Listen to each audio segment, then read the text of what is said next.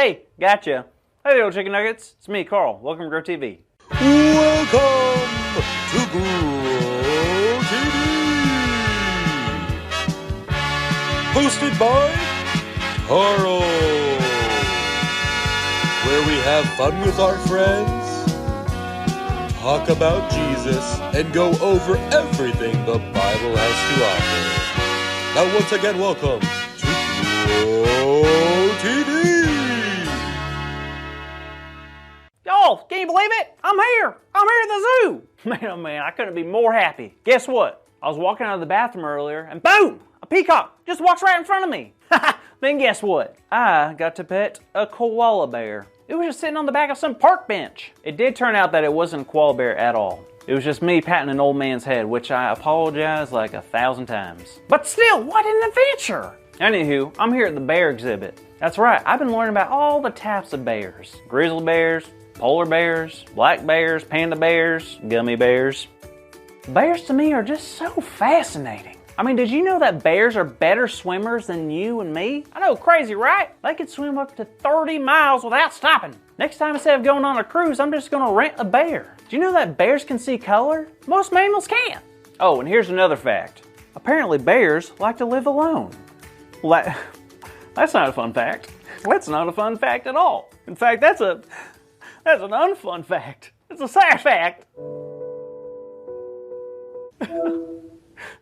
Whoa. What's wrong? Why are you crying?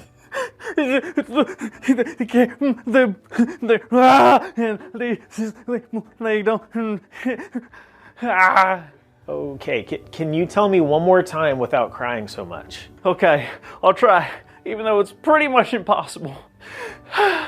Okay, I'm here at the bear exhibit in the zoo, right? Okay, Well, they're pretty cool, and I'm learning a lot, and I'm having a good old time, and then I read that bears that they What? like to live alone. Oh, gosh. They don't deserve that. Okay, so why is that making you upset? Why do you think? Sorry, it's just so sad, because they're just so cool and beautiful, and well, I'm me, and what if I just end up living alone one day? It's just so upsetting. Carl, that's never gonna happen. How do you know? Because we're never alone. Even if we don't have another human being around us, we're still not alone. How does that even make sense? Well, do you remember the story of Shadrach, Meshach, and Abednego? I mean, I heard their names last week, but besides that, I have no idea. Well, the three men were in Babylon, and King Nebuchadnezzar had this giant statue built. Hold up. Why would he do that? He built it so people could bow down and worship it. Well, didn't King Nebuchadnezzar know that our God is the only God that you can worship? Apparently not, because one day they told all the people that when the music starts, everyone was to bow down and worship the statue. Well, did they? They did. Everyone in the kingdom did what they were told to do, except for Shadrach, Meshach, and Abednego. Hey, I knew I liked those guys. But when certain officials saw this, they got angry. They ran to the king and told the king that they refused to bow, and that made Nebuchadnezzar furious. He threatened the three men, and he said this: "If you are ready to fall down and worship the image I made, very good. But if you do not worship it, you will be thrown immediately into a blazing furnace." Psh, that's nothing. Excuse me? A fur nest? Why would they be afraid to be thrown in a fur nest? Just a nest made out of fur? That sounds delightful. No, a furnace. It's a place where they would keep fire to burn things. Oh no. What'd they do? They refused to listen to the king, and they said this: "King Nebuchadnezzar, we do not need to defend ourselves before you in this matter.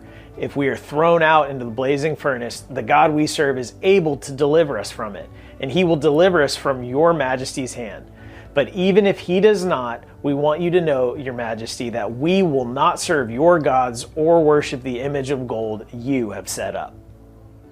Wow. I'm not sure how I feel about this. On one hand, I love their faith. On the other, I don't want to see these guys getting burned alive. I know, but the king showed no mercy. He told them to make the furnace 7 times hotter than usual. And when the guards took the men and opened the door to put them in the furnace, it was so hot that they burnt up. The guards burn up? They sure did, and Shadrach, Meshach, and Abednego were thrown into the fire. Oh no.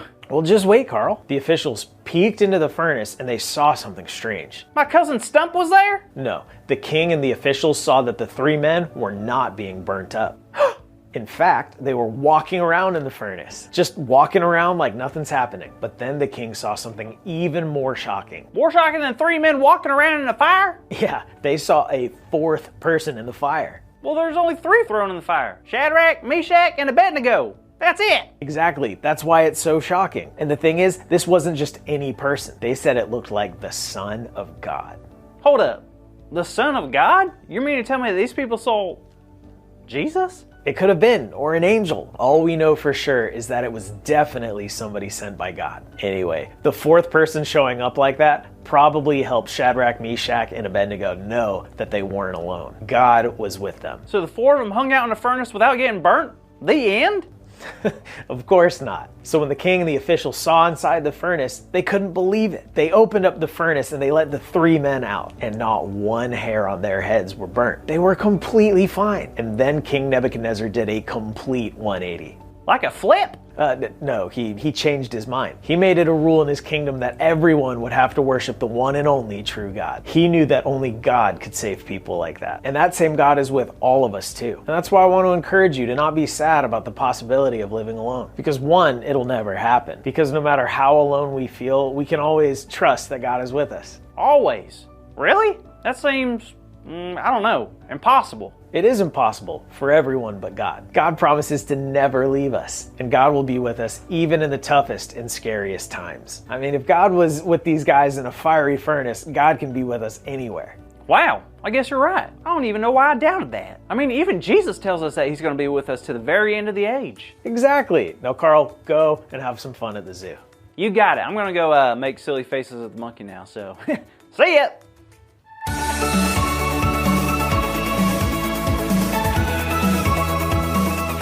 Hey everybody, it's awesome seeing y'all.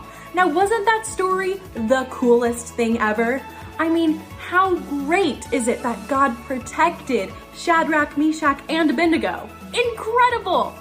Anywho, that brings us to our big idea today, which is, I'm not alone, God is with me. So let's roar it out like a lion on the count of 3, okay? 1, 2, 3. I'm not alone! God is with me! Great job, kids! I really think... Oh wow, did you hear that? I think that was an elephant. Well, I think you guys are gonna have to come back next week and see what Carl's up to. Alright? I'll see you kids next time on Grow TV.